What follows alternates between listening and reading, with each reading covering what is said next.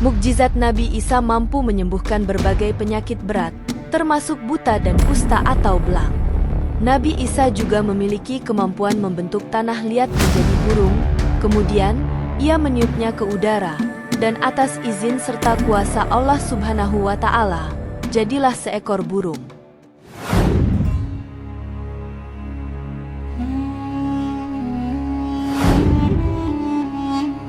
Nabi Isa merupakan salah satu dari 5 Nabi Ulul Azmi dan mempunyai salah satu mukjizat.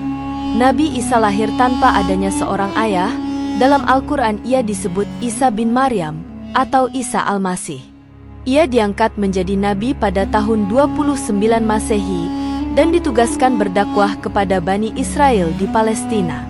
Nama Nabi Isa disebutkan sebanyak 25 kali di dalam Al-Quran. Cerita kisah Nabi Isa kemudian berlanjut dengan pengangkatannya sebagai utusan Allah Subhanahu wa Ta'ala, penolakan oleh Bani Israel, dan berakhir dengan pengangkatan dirinya ke surga. Kata Isa ini diperkirakan berasal dari bahasa Arab, adalah Esa. Yesus Kristus adalah nama yang umum digunakan umat Kristen untuk menyebutnya, sedangkan orang Kristen Arab menyebutnya dengan Yesus Al-Masih. Dalam Al-Quran tentang Nabi Isa dimulai dari kelahiran Maryam sebagai putri dari Imran, berlanjut dengan tumbuh kembangnya dalam asuhan Zakaria, serta kelahiran Yahya. Kemudian Al-Quran menceritakan keajaiban kelahiran Isa sebagai anak Maryam tanpa ayah. Ingatlah ketika malaikat berkata, "Hai Maryam, sesungguhnya Allah menggembirakan kamu dengan kelahiran seorang putra yang diciptakan dengan kalimat yang datang daripadanya, namanya Al-Masih, Isa putra Maryam. Seorang terkemuka di dunia dan di akhirat, dan termasuk orang-orang yang didekatkan kepada Allah." Ali Imran ayat 45. Dikisahkan pula bahwa selama Isa berada di dunia, ia tidak menikahi seorang wanita, karena ia terlebih dahulu diangkat oleh Allah ke langit. Akan tetapi ada riwayat yang mengatakan bahwa Isa akan menikah dengan salah satu umat Muhammad ketika ia turun dari langit. Kejadian ini dikisahkan menjelang akhir zaman. Usia kandungan Maryam semakin dekat pada hari kelahiran. Maryam keluar dari daerah pengasingannya untuk menyelamatkan diri serta bayi yang dikandungnya. Maryam semakin merasakan gerak bayi dalam kandungannya. Geraknya semakin lama semakin kuat. Karena merasa sakit, Maryam membaringkan diri. Pada saat itulah lahir seorang anak dari rahimnya. Bayi ini adalah Isa bin Maryam.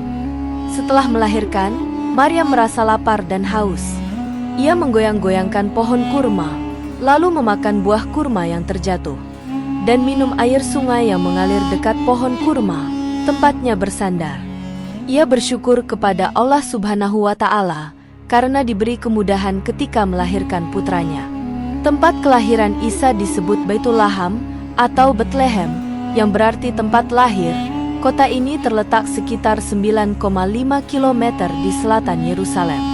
Ketika Nabi Isa lahir, Israel dijajah oleh bangsa Romawi. Beberapa hari setelah kelahirannya, Nabi Isa dibawa pulang ke kampung ibunya. Orang kampung berdatangan melihat putra Maryam. Mereka mencemoohkan Maryam karena membawa bayi tanpa ayah. Mereka menuduhnya berbuat zina, padahal ia berasal dari keluarga baik-baik. Maryam tidak menanggapi tuduhan itu, tetapi memberi isyarat kepada bayinya. Tiba-tiba bayinya menjawab bahwa tuduhan itu tidak benar.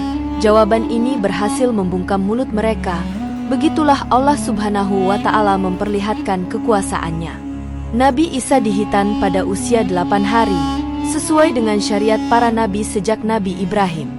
Isa diangkat menjadi nabi orang Yerusalem, mengenal Nabi Isa sebagai pemuda yang cerdik, pintar, berani, tegas dalam membela kebenaran, dan tidak pernah tunduk dalam menghadapi kebatilan. Sikap dan pendirian ini diketahui oleh Raja Herodes yang berkuasa di Palestina. Ia menganggap Nabi Isa sebagai musuh utama yang bisa mengancam kedudukannya.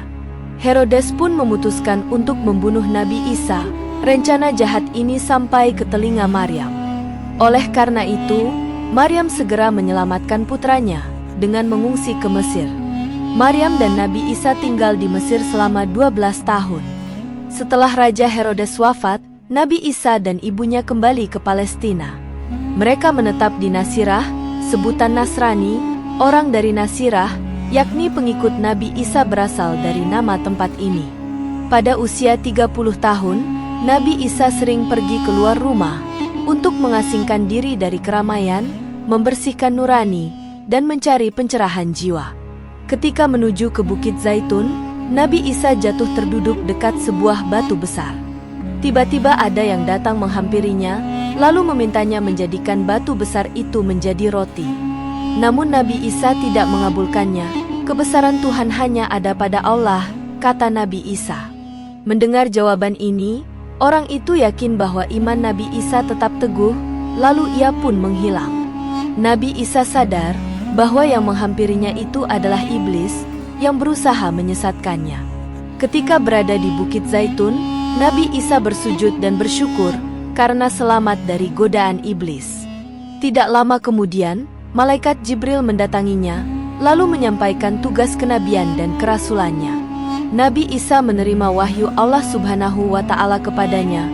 Allah menurunkan kitab suci Injil, pembenaran kitab suci sebelumnya Taurat, dan nubuat tentang akan turunnya Al-Quran kepada Nabi Muhammad yang disebut Ahmad. Nabi Isa mulai berjuang menyiarkan ajaran Allah Subhanahu wa Ta'ala, membeberkan kesalahan para pemuka agama Yahudi, dan menyadarkan mereka tentang penyimpangan mereka dari ajaran Nabi Musa. Karena itu ia berseru kepada Bani Israel agar mereka mematuhi perintah dan menjauhi larangan Allah Subhanahu wa Ta'ala. Quran ayat 19, 31 dan 36. Ia berdakwah supaya mereka bertobat, yakni kembali ke jalan benar yang telah dirintis oleh para nabi sebelumnya. Namun, dakwah Nabi Isa mendapat perlawanan dengan berbagai fitnah dan ejekan. Mereka memintanya untuk membuktikan kenabian serta kerasulannya dengan maksud untuk menghilangkan pengaruh dan wibawanya. Nabi Isa menunjukkan beberapa mukjizat kepada mereka, tetapi tetap saja ada yang tidak percaya. Nabi Isa alaihi salam menerima tugas yang berat untuk mengemban amanah kenabian. Mengemban tugas kenabian tidaklah mudah dan menemui banyak tantangan. Pada saat itu, kaum Bani Israel banyak melakukan penyimpangan. Dosa-dosa telah menjadi kebiasaan dan menganggapnya sebagai kewajaran.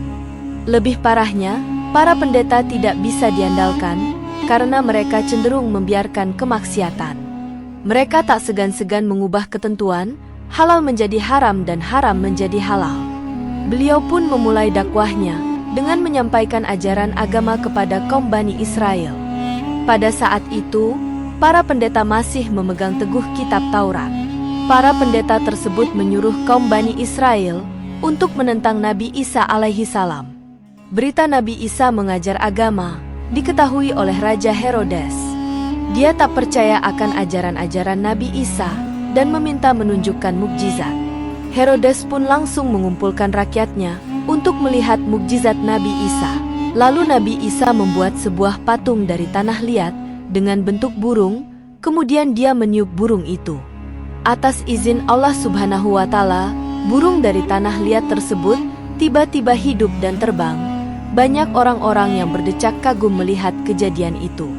Tidak hanya itu saja, pada suatu hari Nabi Isa didatangi oleh dua orang yang memiliki penyakit tunanetra dan kusta. Berkat izin Allah, orang buta sejak lahir tersebut dapat melihat kembali, begitupun dengan orang yang menderita penyakit kusta. Berkat izin Allah, orang buta sejak lahir tersebut dapat melihat kembali, begitupun dengan orang yang menderita penyakit kusta. Penyakitnya sirna, tidak ada sedikit pun bekas-bekas penyakit yang nampak menjijikan, seperti di tubuhnya sebelumnya. Para kaum Bani Israel yang masih kafir, bersekongkol dengan para pendeta untuk mengucilkan Nabi Isa. Beliau memiliki beberapa pengikut dan jumlahnya 12 orang. Mereka terkenal dengan sebutan Hawariyun dan mereka sangat setia kepada Nabi Isa alaihi salam. Ketika Nabi Isa melakukan suatu perjalanan dan melewati sebuah padang pasir yang gersang, kering serta panas, masalah pun timbul. Rombongan tersebut kehabisan bekal dan setiap orang sangat lapar dan haus. Para pengikut mulai mengeluh dan mulai berkata macam-macam. Nabi Isa berdoa kepada Allah untuk menurunkan hidangan dari langit. Allah mengabulkan permintaannya dengan syarat, apabila ingkar akan terkena azab yang sangat berat, yang belum pernah ditimpakan kepada siapapun. Lambat laun dakwah Nabi Isa mendapat sambutan yang sangat besar. Semakin hari pengikut Nabi Isa semakin banyak. Namun ada pihak lain yang merasa dirugikan, yaitu para kaum Bani Israel yang masih kafir, dan para pendeta yang tidak terima akan dakwah Nabi Isa. Rencana diatur sedemikian rupa, tentara pilihan dikumpulkan untuk membunuh Nabi Isa. Rencana pembunuhan tersebut diketahui oleh salah satu pengikut Nabi Isa, dan segera dilaporkan ke beliau. Mereka segera menyelamatkan diri dan hidup berpindah-pindah tempat. Salah satu murid Nabi Isa bernama Yudas, terbujuk akan iming-iming hadiah sebesar 30 dinar, dengan syarat harus memberitahukan tempat persembunyian Nabi Isa dan Hawariun. Yudas berkhianat, dia membocorkan tempat persembunyian Nabi Isa. Mendengar informasi dari Yudas, tentara Romawi langsung bergerak. Tentara Romawi langsung menangkap seseorang yang sangat mirip dengan Nabi Isa, yaitu Yudas, yang telah berkhianat. Sebelumnya saat akan ditangkap oleh tentara Romawi, Allah mengangkat Nabi Isa ke langit. Kemudian Allah mengubah wajah Yudas dengan wajah Nabi Isa, sehingga akhirnya Yudas mendapatkan pukulan bertubi-tubi dan terus diseret. Tubuh Yudas penuh dengan luka, dan wajahnya memar akibat pukulan. Yudas menghembuskan nafas terakhirnya di tiang salib. Di dalam Al-Quran disebutkan bahwa Nabi Isa akan diturunkan kembali ke bumi oleh Allah sebelum hari kiamat kelak. Allah Subhanahu wa Ta'ala akan menugaskan Nabi Isa untuk menghadapi Dajjal yang suka membuat bencana di bumi. Itulah sedikit kisah kali ini. Sampai jumpa di kisah-kisah selanjutnya. Sekian dan terima kasih.